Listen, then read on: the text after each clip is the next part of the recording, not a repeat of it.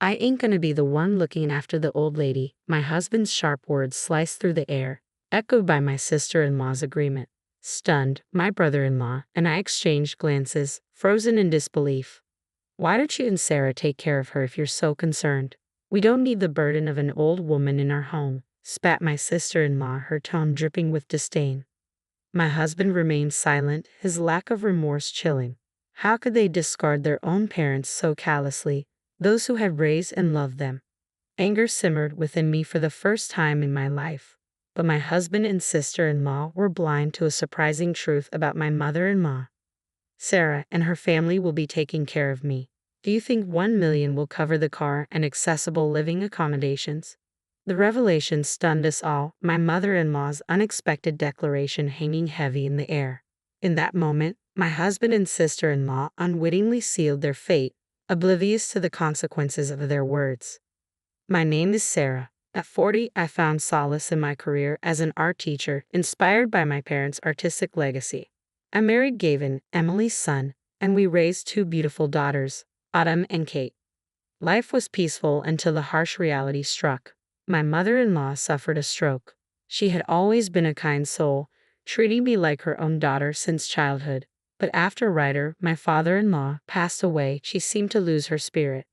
I noticed a change in my mother-in-law's demeanor and made it a point to visit her often with my kids. We'd spend quality time together, even venturing out on outings that seemed to lift her spirits. But one day, I received a frantic call from my children informing me that she had collapsed. Without a second thought, I rushed to the hospital, hastily explaining the situation to my understanding boss at the art school where I taught. Upon arrival, I was met with a scene that left me speechless. My husband, sister-in-law, and kids were engaged in a heated exchange. Dad, Aunt, why would you say something like that? Grandma is your real mom, right? My children's innocent voices pleaded, only to be met with my husband's sharp retort. Shut up. You kids have no business in this. Keep your mouth shut. Witnessing my husband shouting at our children in the hospital, and my sister-in-law glaring at them, I intervened, desperately trying to diffuse the tension. What's going on here? Calm down, I urged, struggling to catch my breath.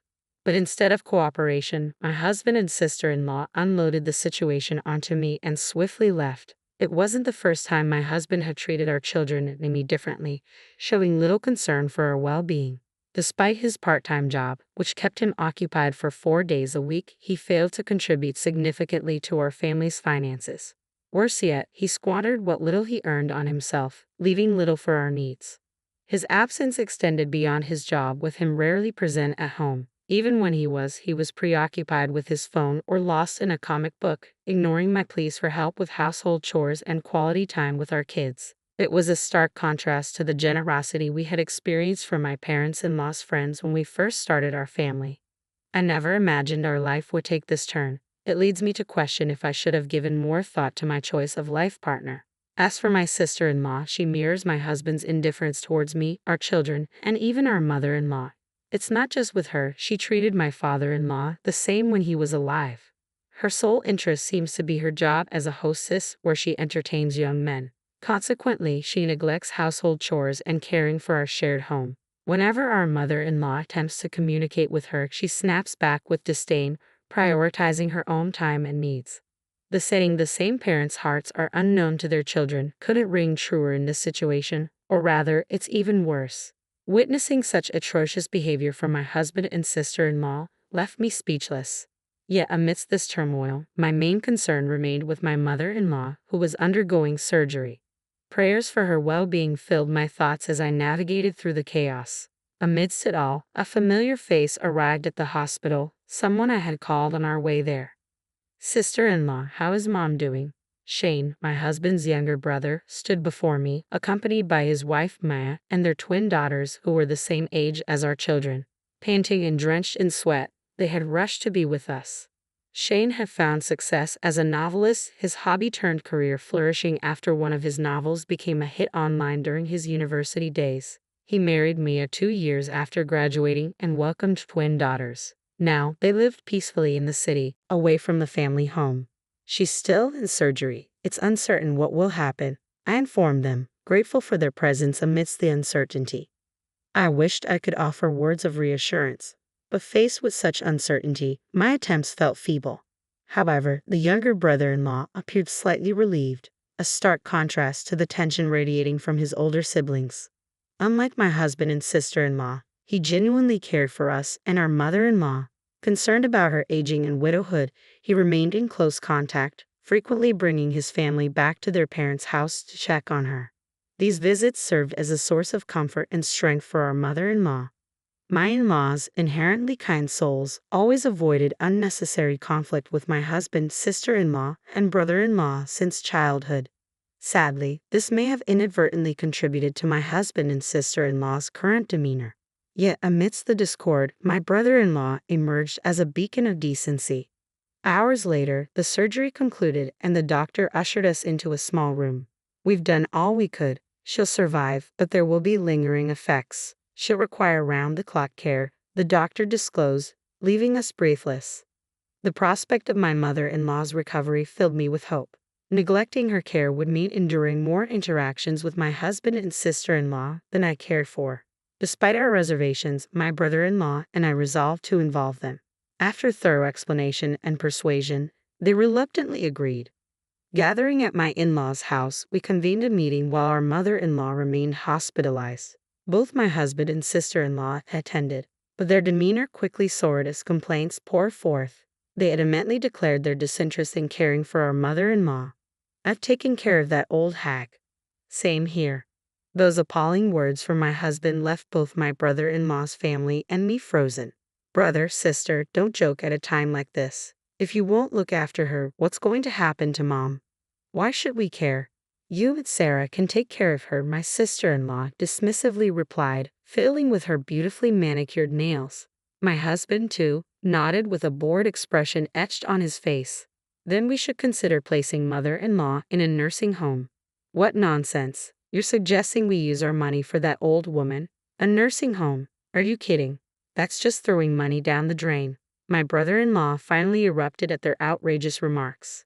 "So you're seriously abandoning Mom, not willing to care for her or even put her in a facility? Shane, you're being annoying. If you're so concerned, why don't you and Sarah take care of her? We don't need a senile old creature around," my sister-in-law spat out, her expression deeply exasperated. My husband, too, showed signs of frustration.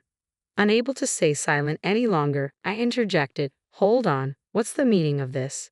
She's your mother, and Gavin's and Shane's right. As if we cared just because she's our mom. Why do you assume we have to take care of her? Shane is her son too, so you and Shane can take care of her. Sarah, you don't have formal qualifications, but you've been caring for Mom almost every day, right? So looking after her should be a piece of cake for you, right?" With that, my sister-in-law smirked in the most disgusting way, and I no longer had the energy to argue. The situation was the same for my brother-in-law's family. We decided to bring this issue up with mother-in-law first.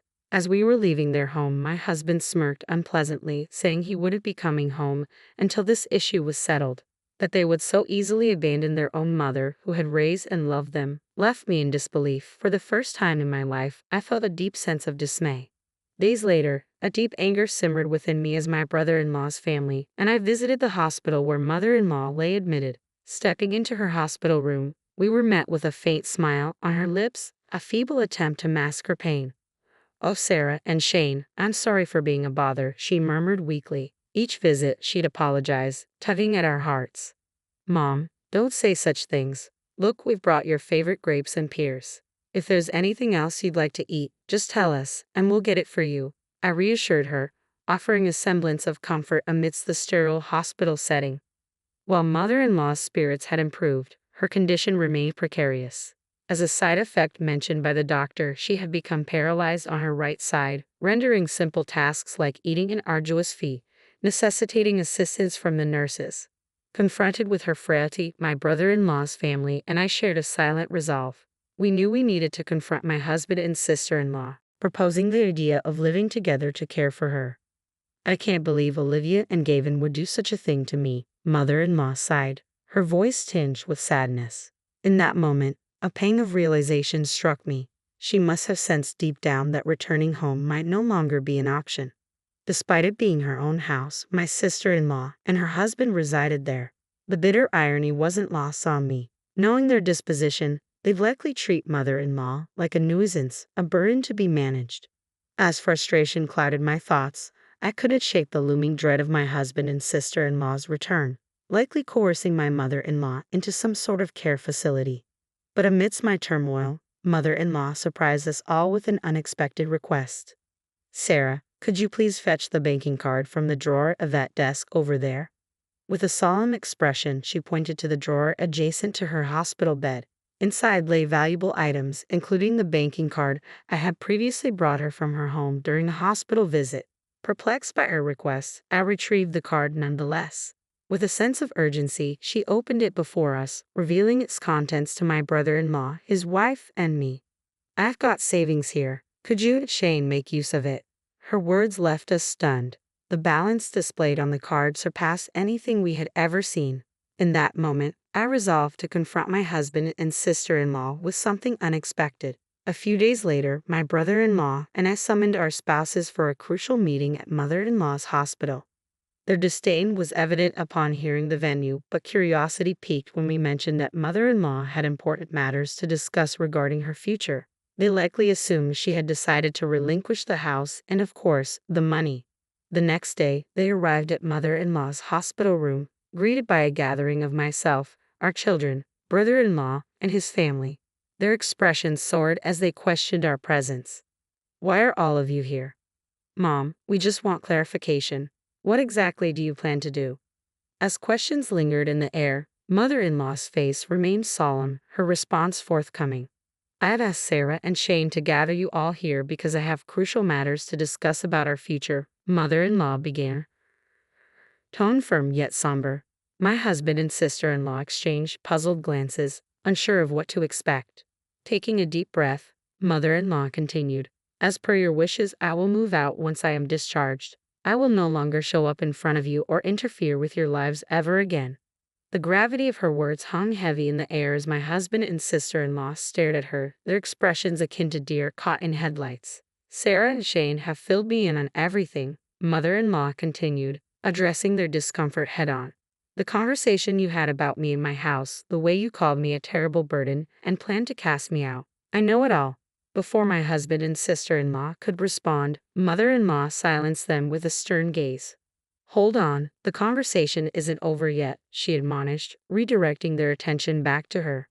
"In exchange for my departure and our final goodbye, I'm asking both of you to leave the house as well," mother-in-law declared firmly. "Naturally, I will be cutting ties and excluding you from any inheritance." The shock on my husband and sister-in-law's faces was palpable. "From now on, I will be in Sarah's care. As I mentioned before, would 1 million suffice to make the house accessible and purchase a new car?" mother-in-law inquired, her gaze unwavering. Upon her insistence, I retrieved the banking card tucked away in my pocket and presented it to my husband and sister-in-law. Their disbelief was evident as they stared at the balance displayed on the card. 1 million. How? What's happening? It's impossible, my husband stammered, confusion etched on his face. "It's your father's legacy money. He'd been saving all this time," mother-in-law explained calmly, revealing a truth that had been kept hidden from them. Their speechlessness mirrored our own from days before. As mother-in-law concluded her revelation, the weight of the truth settled over us all. "I was planning to split this money between you two, but after understanding your true feelings, I've changed my mind, Olivia Gavin. You are no longer my children. I want you to leave this house." My mother-in-law's voice cut through the air, her tone cold and final. My husband and sister-in-law were jolted back to reality by her abrupt dismissal. "What? What are you saying? Gavin and I are your legitimate children too," my sister-in-law protested, disbelief etched on her face.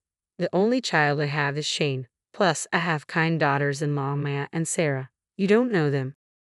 Start packing your belongings now, sever your ties with Shane and Sarah, and leave." Mother-in-law's words were uncompromising, leaving no room for argument. Having only ever known my mother-in-law's gentle demeanor, I was astounded to hear such harsh words from her. Her eyes bore a fierce, determined look, one that brooked no objections from my husband or sister-in-law. Though stunned into silence, I quickly collected myself, pulling out the AITA card and placing it next to the bank card. "Here's the thing, Gavin. I'm taking this to City Hall right after I declare what you are." "Are you serious?"